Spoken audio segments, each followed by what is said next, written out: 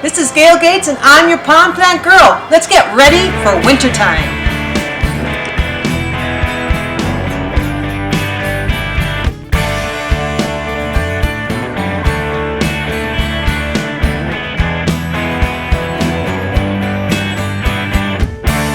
One of the biggest problems a lot of people have is with water hyacinth, and they just let them die. But there's a good thing you can do with water hyacinth. Notice that I have a huge mess in here. Let's take a look. These have all just grown together, and they have been a little bit neglected during the season. And they don't look too good, but it's getting to be about winter time. So you can fix them up so they can propagate and grow some new plants and look beautiful again. Notice the long roots. What you can do with the roots is just gently tug on them. It won't hurt them to pull off some of the roots because they grow new ones near the bottom. Right here, see the new roots growing out here? So that's the growth that you want to keep. This old stuff, if you can pull it off, fine. If not, if it doesn't pull off, that's fine too. But this stuff is rich full of nutrients and it's excellent mulch. Pretty much all plants love mulch. All land plants love mulch. And you put this at the bottom of your trees and bushes and watch them grow. Come over here, I'll show you my pile. See my pile here? It's full of clippings and old roots. And we're going to put that underneath some trees that I planted. And that will protect it during the winter, plus give it the nutrients that it needs naturally. So here's my water hyacinth plant. And it's all long and gangly looking. This isn't the rosette, this is the common one. But you can still make it look good. You just give it a little haircut here. Trim off the long edges.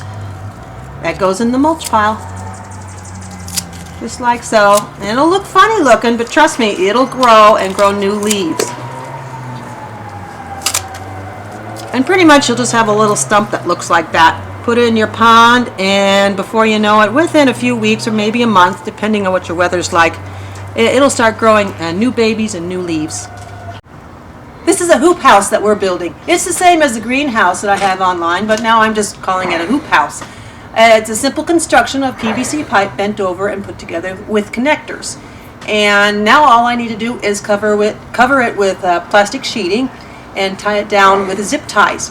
Now the reason why I'm doing this is that it's starting to get frosty out. It's November. We had our first frost on the roof last night. And water hyacinth and water lettuce doesn't like it. And as you can see here, when it gets down below 50 degrees, the leaves on the water lettuce start to get kind of rotty looking. All you have to do is just simply pull them back. You might have the same issue with the roots like you do the water lettuce. So check your roots, give them a little tug. This one looks pretty good. And then put it back in the pond and make sure you cover it up nice and snug for the winter. This is where I'm keeping several of my trimmings, my trimmed water hyacinth and water lettuce. And as you can see, these have all been trimmed and they're very happy. Now when you're getting ready for the winter, make sure you take out all the dead leaves, and you'll find some in there. And anything dead and floaty in there to keep your water clear and clean. This is a banana tree that I bought from Jeff in Modesto. This is a California Gold. This is supposed to be the best kind of banana tree that you could have for cold climates or cool climates. Normally places where you don't grow bananas. So I've got all this wonderful mulch. This has got to be the easiest way to mulch. You don't have to buy anything. You just take it straight out of your water hyacinth patch. All you have to do, make sure you got a nice bowl, by your tree, your bush, and just pile it around your plant. Don't put it up against the plant because it could cause a little bit of rotting on the plant, so you don't want to keep the moisture on there. But around there, it's great. It'll decompose, it'll go into the ground. All this wonderful root stuff has fish emulsion in it, and that is the best source of nitrates and everything that you need for your plants out in the garden. This is a Williams hybrid banana tree. It's also a cool climate banana tree. I bought this one on eBay last season, and look how tall it's grown. This will grow bananas in cool climates, but it's not as hardy as the California Gold. But what you really want to do is, when the leaves start turning brown or yellowish, just simply trim them off like that. You could put this, you could do lots of things with this, but I'm just going to put it in my mulch pile. Here's the finished product. This is the hoop house, but I can't take all the credit because my nephew over here, Dwight, he built the frame.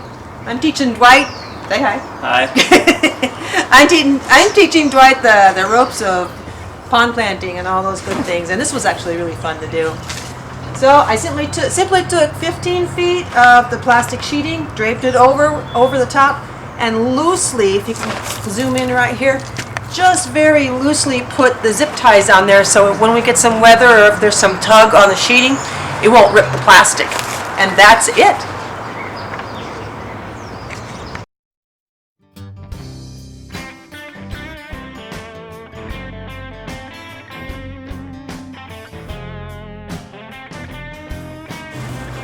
And you thought I didn't kill plants. This is just one of them. It dried out. I neglected it. This was Chinese water chestnut, but I think it'll grow back. Not sure. I have to trim it back. Anyway, don't feel discouraged if you do kill plants. Just keep on trying until you find your niche. Like some plants I'm really terrible at are roses and ferns. Easy for some people. Doesn't work out for me, but you'll find your way. Okay, back behind me is a really neat hoop house that I built. And this one is actually built inside the pond instead of built outside the pond. And I have hanging from it some C9, I think, could be C7 Christmas tree lights, the big old-fashioned ones. It will raise the temperature inside of your greenhouse by 20 degrees and keep it nice and snuggy warm if you're in a very cold place.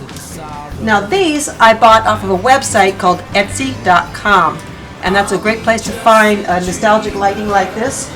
It was very inexpensive and keeps it all warm, and my plants will be safe and growing nice and green. This is Gail. I am your pond plant girl. I want to say hello to Gil and Stu from the Chamber of Commerce in Visalia. They're helping us get started for our new store coming in Visalia 2011 in the springtime. So look for that. Hey, look for me on Facebook too. And if you have any questions, you can always send me an email. You have a great day and keep on being you. And you thought I didn't kill plants. Something I wanted to talk about. Let me do that over again because I got a runny nose. Wait for the car.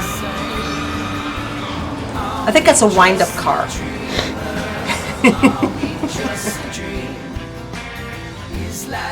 When your brain goes dead, there's nothing you can do.